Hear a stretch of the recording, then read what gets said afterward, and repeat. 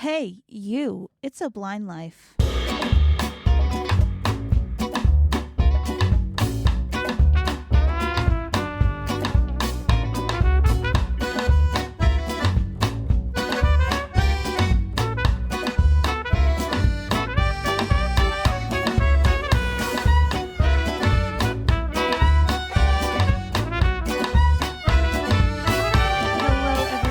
Welcome back to the It's a Blind Life podcast. My name is Aria. My sister's name is Belle. And we are two legally blind sisters who decided to make a podcast just talking about our lives as blind people. There's no rhyme or reason to this show. We talk about what we want when we want, and what you see is what you get. And as you can tell, I am recording alone today. So I think we might have mentioned this in a previous episode, but Belle is back up in our home state for the summer, and I am not. And because of that, what we tried to do was we tried to record a bunch of episodes beforehand, so that way all I really had to do was edit them. Well, as is normally the case for our shows, that didn't go quite as planned. We did get a few episodes recorded, but not nearly as many as I had hoped we would. And so what that means is that I will be recording a couple of these by myself, as just from my perspective, just from one side.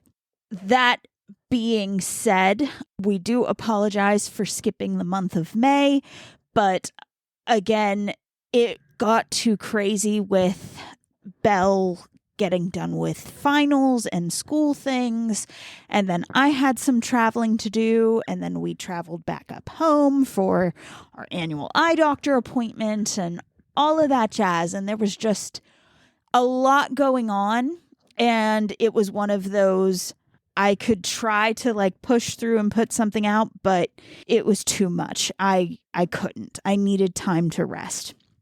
So that's what we did. We took a little bit of time to rest, or at least I did.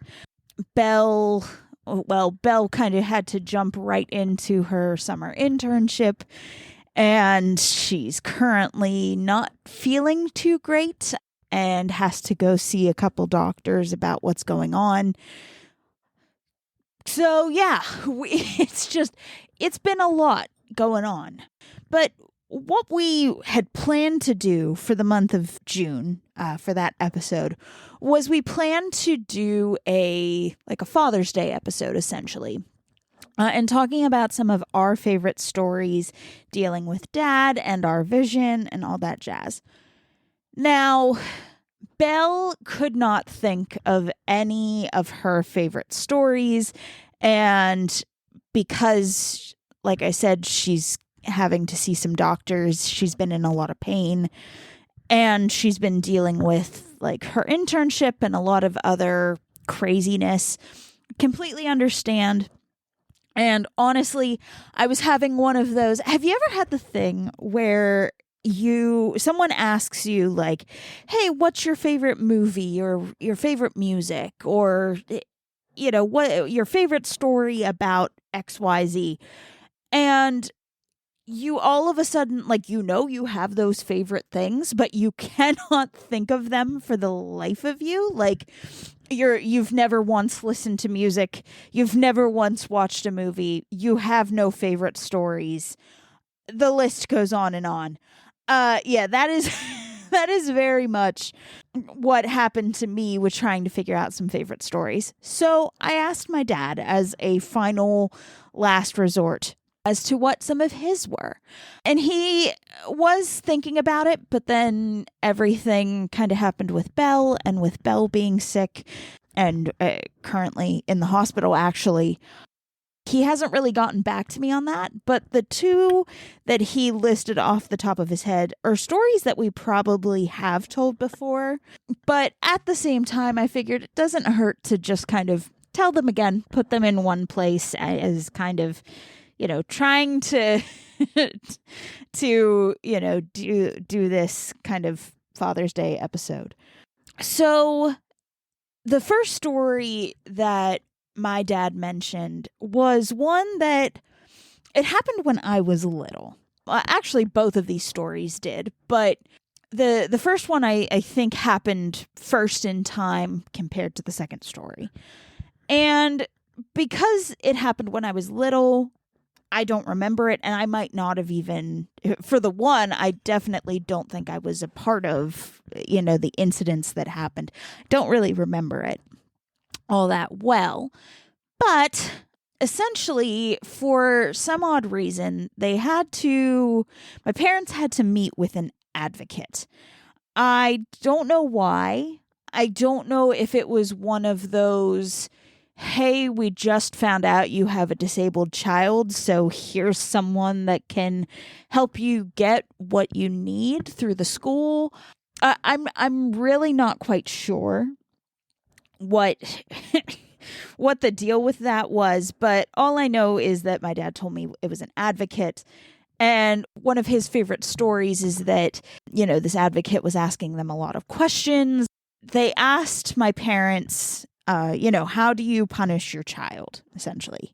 And my dad, being the jokester that he is, pretty much just said, oh, we punish her by moving the furniture around on her. And, maybe not the best taste of joke, but also it is funny.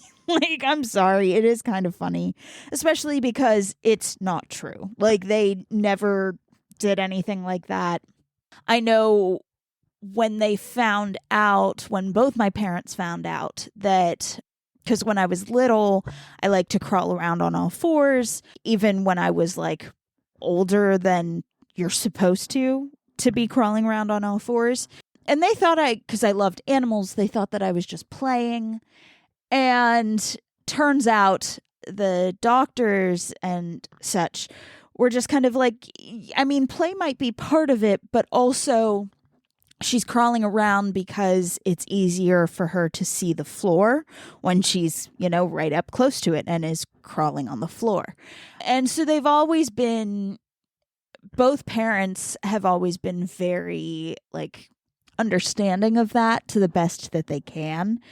And they've done, the best that they can with helping me out, helping both of us out with, whatever we need. But at the same time, my dad does like to make jokes like that.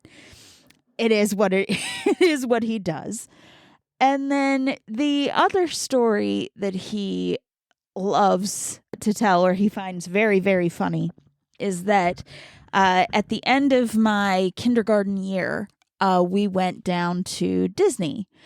And we, of course, down in Disney in May, it is very sunny. It is very bright. And I still, even though I had sunglasses and stuff, we still hadn't quite figured out, I still hadn't quite been able to articulate what I liked in sunglasses and that kind of thing. And it was one of those, we kind of have to get what we get and do our best, and that's all we can do, and that's okay. But essentially, I think we had all stopped to go to the bathroom or something like that. And we came out of the bathroom and I thought I saw someone who was my dad. It looked to me like Dad. And one of the things I loved to do with my dad was kind of do the a koala cling essentially to one of his legs and have him walk around and that kind of thing. And so I clung on to who I thought was my dad's legs. And it was not my dad. It was a random man who literally just put his hands up. And I think my mom was the one who was just no, that is not your dad. And I think both of my parents apologized to the poor man, who I probably kind of got very concerned. But yeah, it was because he didn't know I couldn't see. And, my parents, at that point, it had been probably about a year since my diagnosis. So, actually probably less than a year. because they found out like right before I was supposed to go to school, which that would have been the previous summer. And I think we went in like May or something like that. So hadn't even been a year yet. So I think, as with all things, it takes time to adjust. And especially for them, it did take, I think, some adjustment in a way, because I think they knew that I wasn't quite a normal kid, but they also thought that I was a normal kid. So it was more, it's always been, as I've gotten older, and then, when Belle was born and as Belle has grown, it's been a lot of learning as we go. Sometimes, things that help, things that don't, things that sound like a good idea in theory, things that aren't. And you just try what you can, and you do what you can to improve your life every day, or at least it's what my parents tried to help us do. And now that we're both adults and we can advocate for ourselves and that kind of thing, it's something that, we still work on. And I think even for the quote unquote normal people, those who don't have a disability, or maybe they don't have a visual disability, but they have a different one, you're always learning and growing and trying new things. And that's just a part of life, I guess, or maybe how you're alive. I don't know. But yeah, so this is a shorter episode without Belle here. I'm not used to recording without Belle, to be perfectly honest with you. Even though I've had to do it a couple times in the past, it's not something I enjoy, because, we bounce stuff off of each other, and we, it's nice to have another voice, I guess. So it's not just talking into the void. But yeah, like I said, this is just a shorter episode. Just trying to, honor our dad, that kind of thing. This will come out, I think, the day after Father's Day. So a happy belated Father's Day to our dad. And yeah, I don't really have all that much else. And then we did get a couple of episodes recorded before Belle left, so I'll probably be putting those out next.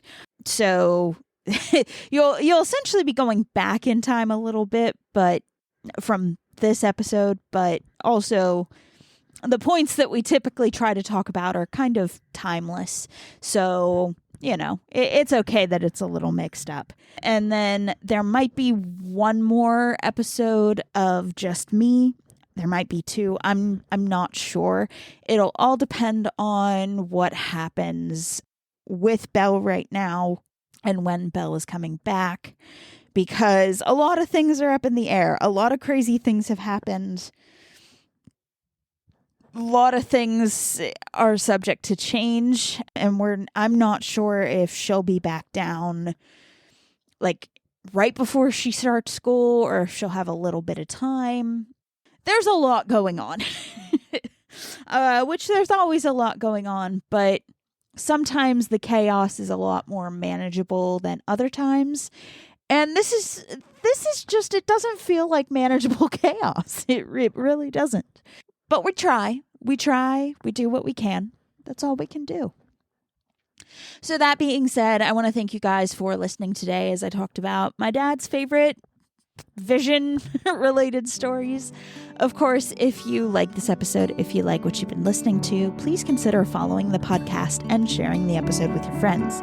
It really would help us to grow the show, and we would appreciate the support those actions would give. And hey, if you just want to leave a review, that would be okay too. And then next time, I'm not sure which episode I'm going to be posting, but I think it's going to be one of the pre-Belle leaving episodes. So yeah, we'll see which one I want to edit next. So that being said, thank you for listening, and don't forget, it is a blind life. And we'll see you guys next time. Bye.